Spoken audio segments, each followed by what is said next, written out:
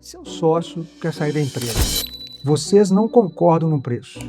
E a diferença entre um método e outro pode fazer o valor dobrar ou cair pela metade. Um juiz que não conhece da sua empresa, da história, do faturamento, do mercado, terá que decidir e escolher para um lado ou para o outro.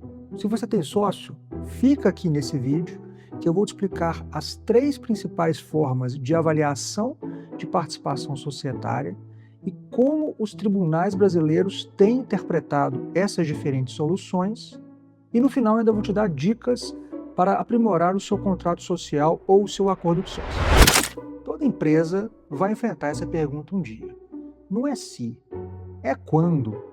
Um sócio quer sair, outro quer entrar, um se divorcia, outro muda de cidade. E a pergunta que fica é sempre a mesma: quanto vale a participação de cada um? Eu sou Pedro Soares e há 15 anos eu estruturo sociedades, contratos e governança para empresas em escala.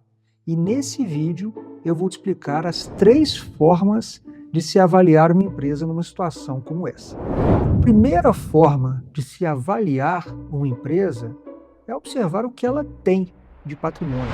E aí eu estou falando de prédio, de máquina, de equipamento, de estoque e tudo aquilo que for passível de avaliação. Esse tipo de metodologia é a chamada metodologia pelo valor patrimonial e é aquela que costuma ser adotada quando o contrato social não diz nada a respeito. Esse é o método mais conservador, mas ele tem um grande problema. Muitas vezes a empresa ela não tem patrimônio ativo, palpável, mas ainda assim tem um potencial de crescimento e um potencial de rentabilidade futura enorme. E nesse caso, o valor patrimonial não captura o valor real daquela empresa. Há uma segunda forma que ela é mais comparativa. Procura-se empresas similares à que vai ser avaliada, no mesmo mercado, na mesma região, no mesmo nicho, com a mesma estrutura. Escolhe-se um indexador que seja adequado para avaliar a capacidade de geração de resultado daquela empresa. Pode ser, por exemplo, o EBITDA, pode ser, por exemplo, o Enterprise Value, pode ser, por exemplo, o caixa. E a partir deste valor, discute-se quanto que as empresas similares à que está sendo avaliada adotam como múltiplo num caso de venda. Então, se uma empresa está sendo avaliada a 6, 7, 8 vezes o EBITDA, por exemplo, é bem provável que a sua empresa, que está no mesmo ramo, no mesmo setor e tem a mesma estrutura organizacional, possa ser também avaliada da mesma forma. É óbvio que há uma série de peculiaridades, mas em linhas gerais, essa é a chamada avaliação por múltiplos. Nesse caso, há também um problema. É o fato de que muitas vezes esses números eles não são públicos. Ao contrário, a maior parte das empresas estão estruturadas sob a forma de sociedade anônima fechada, ou seja, na maior parte das vezes elas não têm obrigação de divulgar esses números no detalhe. Então fica prejudicada esse elemento comparativo que é necessário para avaliação por múltiplos.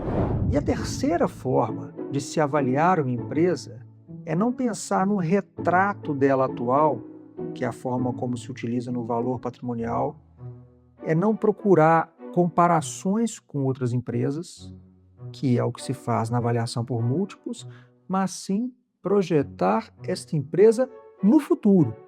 Então, imaginar qual é a capacidade de geração de valor, de resultado, de caixa que essa empresa tem daqui a 5, daqui a 10 anos.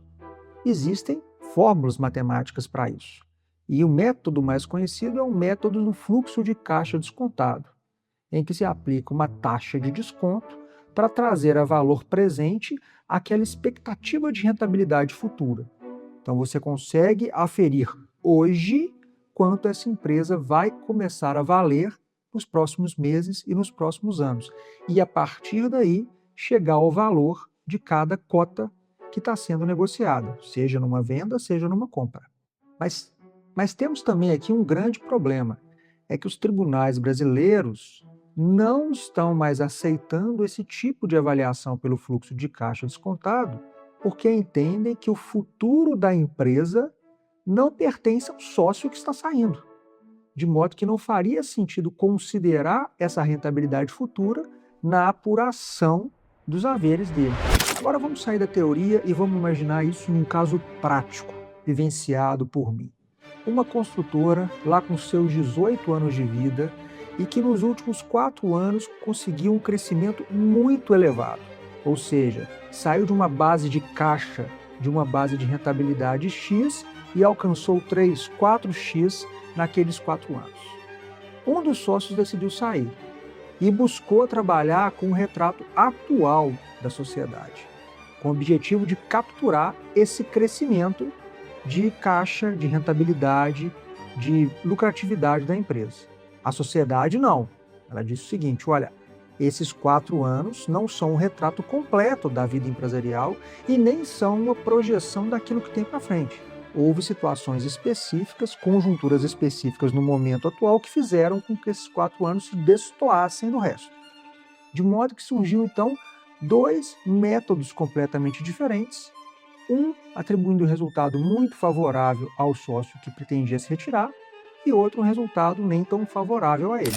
E o grande problema desse caso, o contrato social não resolvia, muito menos o acordo dos sócios, feita por sócios que não estavam se entendendo bem, o que levou o caso a ir para o judiciário.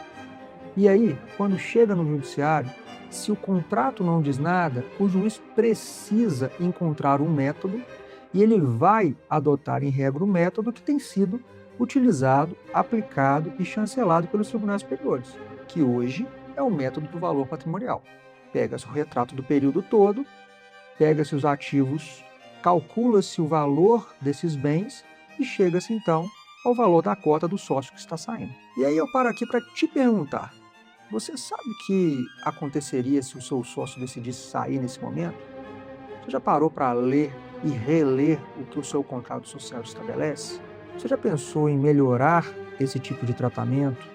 Verificar no seu acordo de sócio se há formas de deixar isso mais claro? Você pode me dizer, mas Pedro, meu contrato tem uma fórmula. Nesse caso a notícia é boa, porque aí o juiz realmente vai privilegiar a autonomia das partes no momento da celebração do negócio. Mas e quando o contrato é omisso? Ou como em alguns casos que eu já tive, ele é até contraditório. O cálculo, a fórmula, contém equívocos que faz o resultado destoar de qualquer mínima razoabilidade no cálculo de haveres. O que fazer nesse caso? E aí, nesse ponto, tem um certo incentivo que é um pouco perverso, e eu vou explicar por quê. Na justiça, quando você vai fazer esse pedido, o juiz ele tem a obrigação de fixar um prazo de pagamento. E esse prazo, segundo a lei, tem sido fixado em 90 dias. Ou seja, muitas vezes a sociedade que não tem o capital inteiro para fazer esse pagamento pode se ver na contingência de ter de arrumar esse recurso dentro de 90 dias, o que, obviamente, pode ser um grande problema, pode ser um grande dificultador. E se nós estamos falando de valor patrimonial, isso também gera um incentivo para aquele sócio que quer sair de esperar o momento em que o patrimônio vai estar mais consolidado e crescido para então fazer o pedido de saída. Ou seja, em todos os cenários, o melhor é negociar quando a situação ainda está boa, projetando no futuro o que cada parte, o que cada sócio deseja com relação ao cálculo dos seus haveres, chegando a um consenso e inserindo ele no acordo de sócio. E tudo isso tem um nome, que se chama prevenção, advocacia preventiva, que se faz nesse caso de 3 formas específicas. E aqui vão as dicas para você que é sócio de uma sociedade que acabou de ver que o seu contrato social não contém todas as salvaguardas. Primeiro, você precisa de uma cláusula que estabeleça de forma muito clara qual vai ser o método. E vocês vão se lembrar, eu disse que fluxo de caixa descontado não tem sido aceito pelos tribunais, mas se ele for o mais adequado para a sua situação empresarial, inseri-lo no contrato te dá muito mais chance de que um juiz aceite aquele método, porque será um método que foi aceito tanto pela sociedade quanto pelos sócios, inclusive aquele que está se retirando, no momento em que celebrou o contrato. Segundo, estabeleça um prazo, uma forma de pagamento clara. Não há nenhum problema em estabelecer prazos mais elásticos, 24 meses, 48 meses, 72 meses, já vi de tudo. E até mesmo pagamentos que não são feitos em dinheiro. Paga-se com bens, rateia-se algum tipo de parte do estoque, ou de inventário, ou de equipamentos. Isso não é problema algum. O contrato pode estabelecer e pode estabelecer, inclusive, a forma de avaliação desses ativos. E terceiro, isso é muitas vezes esquecido. Os ativos nem sempre são ativos palpáveis. O que você me diz aí da sua marca? O que você me diz da sua carteira de clientes? Do seu ponto de comércio? Isso tudo é avaliável. Isso tudo tem apreciação econômica e isso tudo entra nesse cálculo. Mas a pergunta que fica é: quanto vale isso? É possível colocar fórmulas e existem várias fórmulas no mercado que são adotadas por empresas com boa governança para fazer justamente essa avaliação e permitir que o sócio que queira sair saia com uma sensação de justiça e que aqueles que vão ficar também entendam que aquilo que foi passado para o sócio retirante realmente fazia sentido. Isso evita litígio e isso permite que a sociedade saia de um momento de crise, porque toda saída de sócio é um momento de crise, de forma mais fortalecida e sem grandes percalços, sem gastar tanto tempo e tanta energia dos sócios que deveria estar sendo gasta no estratégico, no operacional e no tático. Concluindo, se você tem sócio, gasta um tempinho, abre seu contrato social, veja seu acordo de sócios, leia com atenção e verifique como é a apuração de haveres, qual é a fórmula de cálculo e de que modo os ativos tangíveis e intangíveis são avaliados. O que nós vemos aqui nas diversas negociações que participamos é que essa dificuldade de trazer essa questão para a mesa acaba acentuando um conflito lá na frente. Então não tenha medo, é um valor que vai se agregar à sociedade se essa questão for resolvida no momento em que os sócios estão focados no mesmo rumo. E no próximo vídeo nós vamos falar como que o investidor decide se aquela empresa vale a pena ser investida. E se você gostou desse conteúdo, clica aqui para assistir um outro vídeo voltado para empresas que estão em busca da primeira captação de investimentos. E não deixe de curtir, de compartilhar e principalmente de me seguir para mais conteúdos como esse.